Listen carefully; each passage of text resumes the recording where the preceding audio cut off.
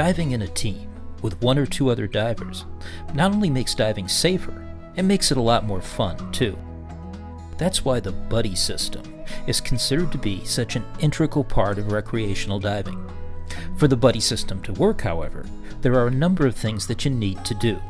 These include reviewing and agreeing on hand signals and other forms of communication, agreeing on what you will do in case of buddy separation or other problems, being thoroughly familiar with each other's equipment, including alternate air sources, BC power inflators, and scuba unit and weight releases, formulating a dive plan that's within the limits of all team members' training and experience, and sticking to that plan underwater,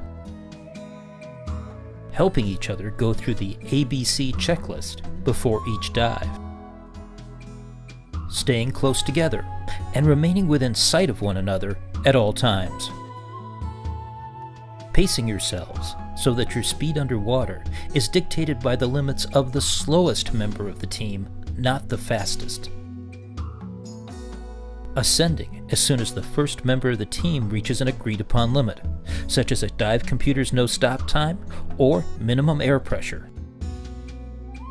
And finally, remembering that any team member can end the dive at any time and for any reason.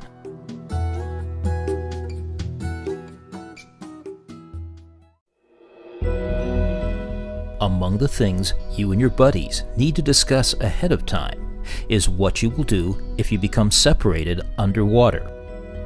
The most common procedure is for separated buddies to look for one another for no more than 1 minute, then surface and reunite there.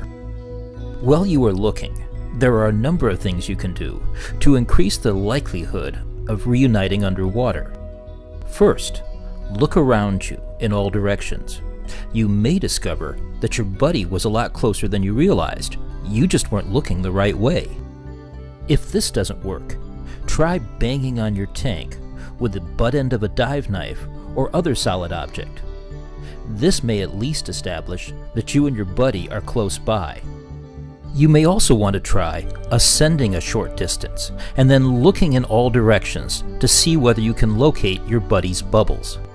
If you are successful at reuniting underwater and are still within your dive computer and air pressure limits, there's no reason why you can't continue the dive. Just pay closer attention to staying together. If you cannot find one another underwater, then make a slow ascent and a safety stop. Assuming your buddy follows the same procedure, the two of you should reunite on the surface. At this point, you and your buddy can decide whether or not to continue the dive. Bear in mind that if you can do so safely, it's almost always easier and better to swim to your exit point underwater than it is to do it on top of the water.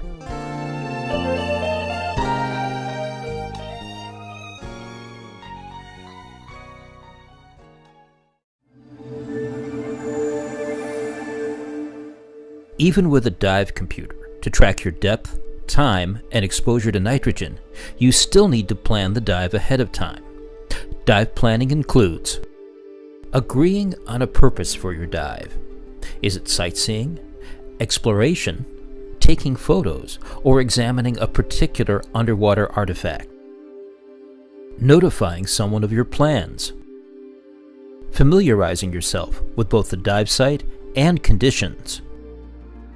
Determining entry and exit points. Deciding the direction you will take and who will be primarily responsible for navigation. And finally, formulating a dive plan that addresses depth, time, and minimum ascent pressure. Time has shown that the divers who consistently have the best dives and the fewest problems are the ones who plan the dive and dive the plan.